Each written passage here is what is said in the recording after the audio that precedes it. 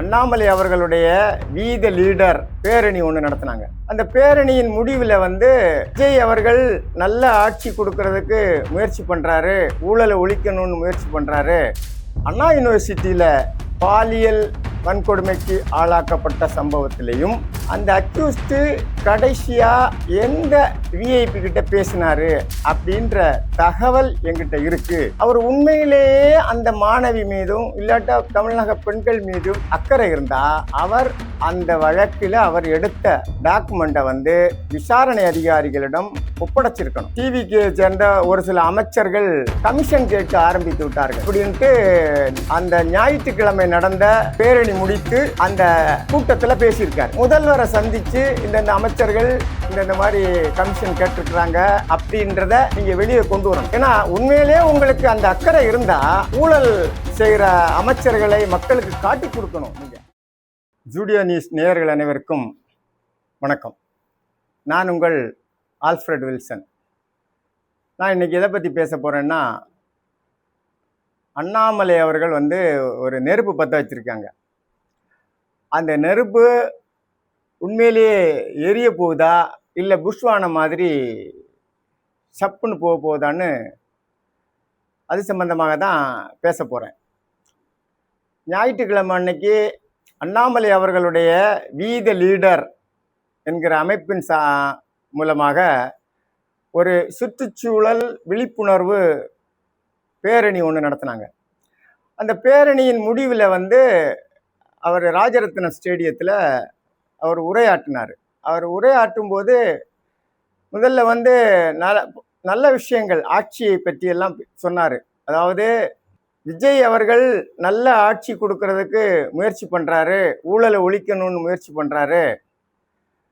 அதனால் எதிர்கட்சிகள் அவருடைய ஆட்சியை குறைந்தபட்சம் ஓராண்டு செயல்பட விட்டுட்டு அதுக்கப்புறம்தான் அவருடைய ஆட்சியை பற்றி கணக்கீடு செய்யணும், அதுக்கு முன்னால் அவருடைய ஆட்சியை கவுக்கிறதுக்கெல்லாம் முயற்சி பண்ணக்கூடாது அப்படின்னு சொல்லி எதிர்கட்சிகளுக்கெல்லாம் அறிவுறுத்தினார். அதே நேரத்தில் அவர் ஆட்சியில் பட்ஜெட்டை பற்றியும் ஒரு சில வார்த்தைகள் சொன்னார். என்னன்னா, இந்த ஆட்சி ஆண்டுக்கு 15,000 கோடி சேமிப்பு ஏற்படுத்துறதற்கு வழிவகுத்திருக்கிறாங்க, செலவினங்களை எல்லாம் குறைச்சி அப்படின்ட்டு. அதோடு இல்லாமல் அந்த சேமிப்புக்கு பல நல்ல திட்டங்களை செய்யணுன்ட்டு 2-3 திட்டங்களையும் அவர் சொல்லியிருக்கிறார். இதெல்லாம் நல்ல விஷயந்தான். ஏன்னா அவர்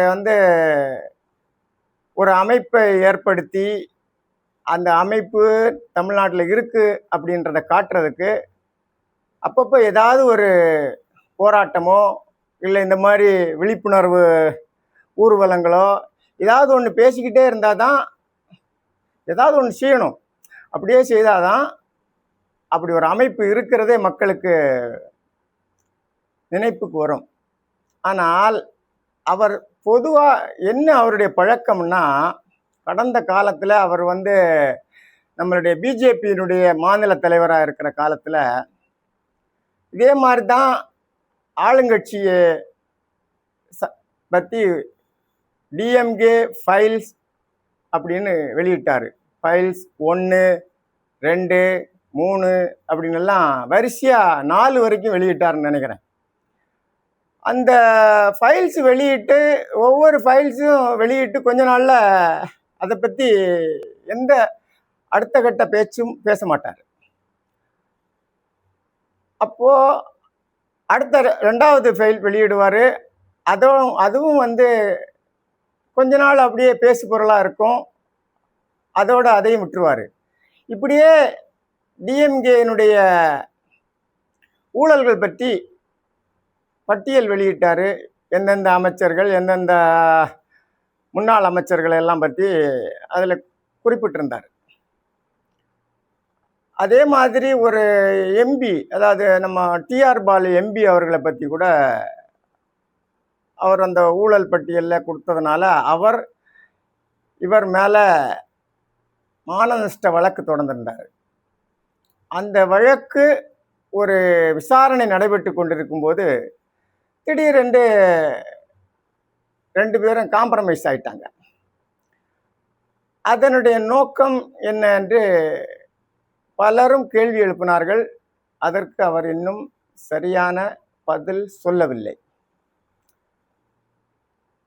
அவர் அதே மாதிரி 80 கோடி ரூபாய்க்கு சொத்து வாங்கியிருக்காரு அப்படின்னு டாக்குமெண்ட் எல்லாம் எடுத்து வெளியிட்டாங்க. அதற்கு அவர் சரியான பதில் சொல்லலை. கர்நாடகாவில் எக்கச்சக்கமான சொத்து வாங்கி போட்டிருக்காரு அப்படின்னு சொல்லிட்டு டாக்குமெண்ட் எல்லாம் வெளியிட்டாங்க. அதற்கும் அவர் எந்த பதிலும் சொல்லலை. ஆனால் அதே மாதிரி அந்த அண்ணா யூனிவர்சிட்டியில் அந்த ஒரு பொன் பாலியல் வன்கொடுமைக்கு ஆளாக்கப்பட்ட சம்பவத்திலையும் அவர் ஒரு போராட்டம் நடத்திட்டு அந்த போராட்டத்துக்கு முடிவில் அவர் ஒரு பேட்டி கொடுத்துருந்தார். இந்த பேட்டியில் அந்த அக்யூஸ்டு கடைசியாக எந்த விஐபி கிட்ட பேசினாரு அப்படின்ற தகவல் என்கிட்ட இருக்கு. அரசு சரியாக விசாரணை மேற்கொள்ளாவிட்டால் நான் அதை வெளியிடுவேன். எனக்கு தெரியும், அவரை கட்டாயம் வெளியே அவங்க சொல்லணும் அப்படின்ட்டு ஒரு அறிக்கை விட்டார், பேசினார். அதோடு இல்லாமல் அது எடுக்கிறது அந்த டீட்டெயில்ஸ் எடுத்தது தப்புன்னு எனக்கு தெரியும், ஆனாலும் பரவாயில்ல, ஆனால் அதை பற்றியெல்லாம் கவலைப்படலை, அது ஒரு நல்ல நோக்கத்துக்காகத்தான் நான் எடுத்திருக்கிறேன் அப்படின்னு சொல்லிட்டு பேசினார். அதுக்கப்புறம் அந்த வழக்கு விசாரணை முடிகிறது வரைக்கும், இன்னைக்கு வரைக்கும் அதை பற்றி அவர் வாயே திறக்கலை. அவர் உண்மையிலேயே அந்த மாணவி மீதும் இல்லாட்டா தமிழக பெண்கள் மீதும் ஏதாவது ஒரு அக்கறை இருந்தால் அவர் அந்த வழக்கில் அவர் எடுத்த டாக்குமெண்ட்டை விசாரணை அதிகாரிகளிடம் ஒப்படைச்சிருக்கணும். ஆனால் அதை பற்றி அவர் எந்த செயல்லையும் ஈடுபடலை.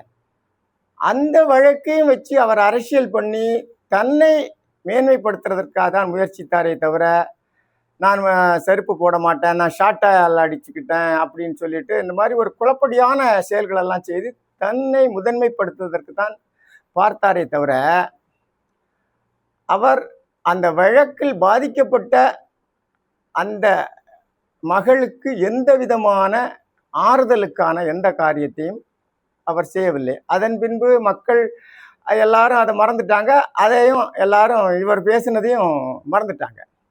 இதே மாதிரி இப்போ அவர் ஒரு விஷயத்தை சொல்லியிருக்கிறாரு. என்னன்னா, டிவிகே அமைச்சர்களில் பலர் கமிஷன் கேட்க ஆரம்பித்து விட்டார்கள்.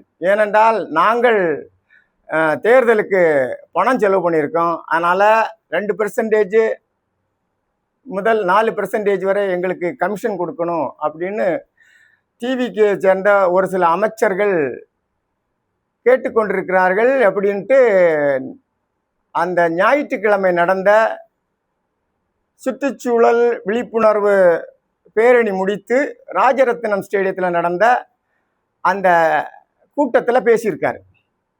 என்னுடைய கேள்வி என்னன்னா, நீங்கள் உண்மையிலேயே மக்கள் மீது அக்கறை இருந்தால் இந்த மாதிரி பற்ற வச்சுட்டு அப்புறம் புஷ்வானமாக அதை போகிறத விட, நீங்கள் உண்மையிலே உங்களுக்கு ஆதாரம் இருக்கின்றால், நீங்கள் என்ன சொன்னீங்க, என்கிட்ட அதற்கான ஆடியோ ஆதாரம் எல்லாம் என்கிட்ட இருக்குது அப்படின்னு சொன்னீங்க. அதை நீங்கள் வெளியிடணும். அப்போ தான் அந்த அமைச்சர்கள் பயப்படுவாங்க. உண்மையிலே சம்பவம் உண்மைன்னா அந்த அமைச்சர்கள் வெளிக்கொண்டு வரணும். ஏன் அவங்களுக்கு நீங்கள் அப்போ சப்போர்ட் பண்ணுறீங்களா?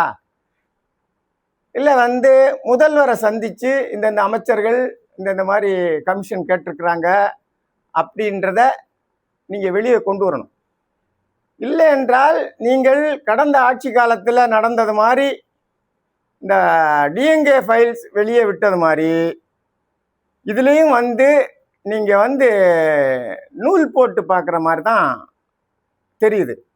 ஏன்னா உண்மையிலே உங்களுக்கு அந்த அக்கறை இருந்தால், மக்கள் மீது அக்கறை இருந்தால், ஊழல் செய்கிற அமைச்சர்களை மக்களுக்கு காட்டி கொடுக்கணும். நீங்கள் அதை விட்டுட்டு நீங்கள் 2-3 அமைச்சர்கள் கமிஷன் கேட்க ஆரம்பித்து விட்டார்கள் அப்படின்ட்டு ஒரு பற்ற வைக்கிற வேலையெல்லாம் எந்த அளவுக்கு பிரயோஜனமாக இருக்கும்னு தெரியல. பொதுவாக நீங்கள் இப்போ ஒரு கட்சி ஆரம்பிக்கிறதுக்கு முற்படுறீங்க, நீங்கள் அப்போ இருக்கிறீங்கன்னு காட்டிக்கத்தான் வேணும். ஆனால் உண்மையை அப்படியே அப்பட்டமாக சொல்லுங்கள். அதை விட்டுட்டு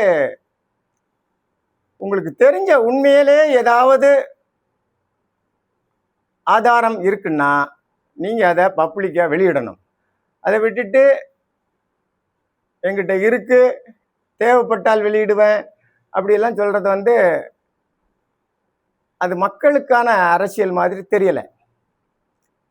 ஆனால் எனவே அண்ணாமலை பற்ற வச்ச நெருப்பு எரிய போகுதா, புஷ்வானமாக போகிறதான்ட்டு இன்னும் கொஞ்ச நாளில் எல்லா மக்களுக்கும் தெரிய வரும். என்னுடைய இந்த செய்தி உங்களுக்கு பிடிச்சிருந்தா எங்களுடைய ஜூடியா நியூஸ் சேனலை சப்ஸ்கிரைப் பண்ணுங்கள், லைக் பண்ணுங்கள், ஷேர் பண்ணுங்கள். நன்றி, வணக்கம்.